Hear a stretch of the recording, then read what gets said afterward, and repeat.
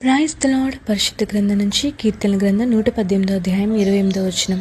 నీవు నా దేవుడవు, నేను నీకు కృతజ్ఞతాస్తుతులు చెల్లించెదను. నీవు నా దేవుడవు, నిన్ను గణపరచెదను. నేస్తమా, మన నిమిత్తం ప్రాణమిచ్చిన దేవునికి మనం కృతజ్ఞత చూపుతున్నామా?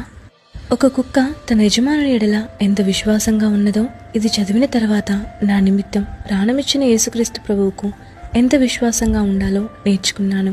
7 సంవత్సరాలుగా కెప్టెన్ అనే కుక్క ప్రతి రాత్రి తన యజమాని సమాధి వద్ద నిద్రిస్తున్నది. దాని యజమాని 2006లో మరణించాడు. అంత్యక్రియలు జరిగిన కొద్దిసేపటికే కెప్టెన్ కనబడలేదు. కుటుంబ సభ్యులు అన్ని చోట్ల వెతికి పేపర్లో కూడా ప్రకటన ఇచ్చారు. కానీ కుక్కను ఎవరూ చూడలేదు. ఒక వారం తర్వాత శ్మశాన వాటికకు వచ్చిన సందర్శకులు సమాధిపై పడి ఉన్న కుక్కను గమనించి శ్మశాన వాటిక సిబ్బందికి చెప్పారు. ఆ సిబ్బంది యజమాని కుటుంబాన్ని సంప్రదించి వారు వచ్చి కుక్కను ఇంటికి తీసుకువెళ్లేలా చేశారు. కానీ ప్రతి రాత్రి కెప్టెన్ ఏడ్చి బయటకు వెళ్లిపోవాలని తలుపు దగ్గర తహతహలాడుతూ గోర్లతో కీరడం చూసి కుటుంబ సభ్యులు తలుపు తెరిచారు. వెళ్లిన కుక్క ఉదయం వరకు తిరిగి రాలేదు. కుక్క తన యజమాని సమాధి వద్ద ఉండడానికి ప్రతి రాత్రి శ్మశాన వాటికకు 3 మైళ్ళు వెళ్లి వస్తున్నదని వారు తర్వాత కనుగొన్నారు. ఇది 7 ఏళ్ల పాటు కొనసాగింది. సాయంత్రం 6 గంటలకు కుక్క వచ్చే వరకు శ్మశాన వాటిక గేట్లు తెరిచి ఉంచేవారు. కుక్క రాత్రంతా అక్కడే పండుకునేది.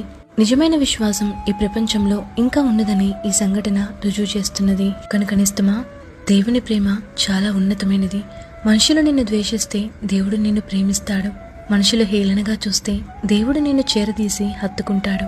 మనుషులు మనసును గాయపరిస్తే దేవుడు బాగు చేస్తాడు. దేవుని ప్రేమను రుచి చూసిన వాళ్ళెవరూ మనుషుల ప్రేమ కోసం ప్రాకులాడరు, పరితపించరు. ఎందుకంటే ఆయన ప్రేమ అన్నిటికంటే మధురమైనది. అటువంటి ప్రేమను ఈ రోజు నీవు పొందుకుంటున్నావంటే నీవెంత ధన్యుడువు. అటువంటి ప్రేమకు ఎటువంటి కృతజ్ఞత చూపుతున్నావో ఒక్కసారి ఆలోచించు. ఒక ముద్ద అన్నం పెడుతున్న యజమాని ఎడల కుక్క అంత విశ్వాసం, కృతజ్ఞత చూపుతున్నప్పుడు ఆయనే అన్నీ అయి నిన్ను ఆదరిస్తూ ప్రతిక్షణం నీ ఎడల కృప చూపుతున్న దేవునికి నీవెంత కృతజ్ఞత కలిగి జీవించాలి. నిన్ను పోషిస్తూ, నిన్ను నడిపిస్తూ, నిన్ను కాపాడుతున్న దేవుడు, నీకు జన్మనిచ్చిన దేవునికి నీవెంత రుణపడి ఉండాలి. ఒక్కసారి ఆలోచించు.